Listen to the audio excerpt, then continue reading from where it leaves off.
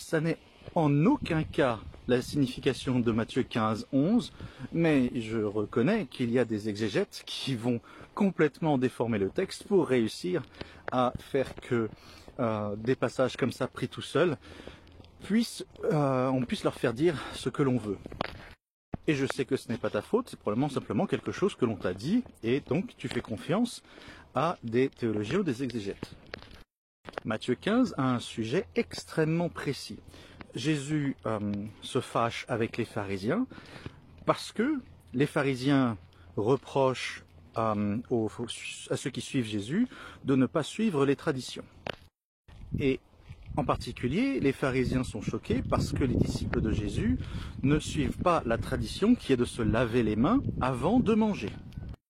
Il va après faire effectivement une métaphore dans 15-11 en disant que ce n'est pas ce qui rentre dans la bouche qui se salit. Et quand il dit ça, il parle du fait de manger avec des mains sales.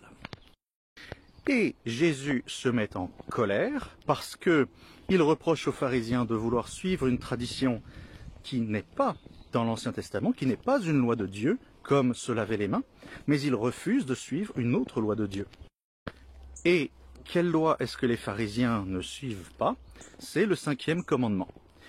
Il reproche aux pharisiens de ne pas mettre à mort leurs enfants lorsqu'ils maudissent leurs parents. Jésus reproche donc aux pharisiens de suivre une tradition sanitaire plutôt que de suivre la loi divine. Et il en fait une métaphore en disant ce n'est pas ce qui rentre dans la bouche qui salit la personne, c'est-à-dire manger avec des mains sales ne salit pas, c'est ce qui sort de la bouche qui salit, c'est-à-dire prôner l'application de traditions sans suivre la loi divine.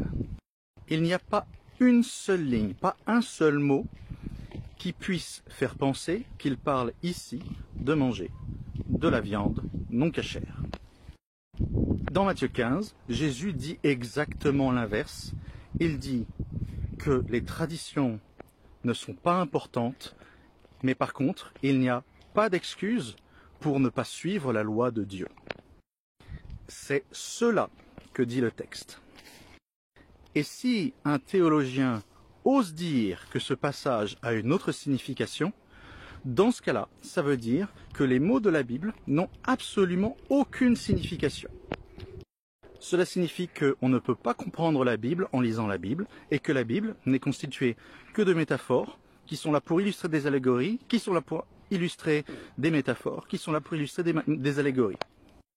Cela ferait alors de la Bible un livre vide, qui n'a aucun message à faire passer, et chacun peut y trouver ce qu'il veut, quoi qu'il veuille.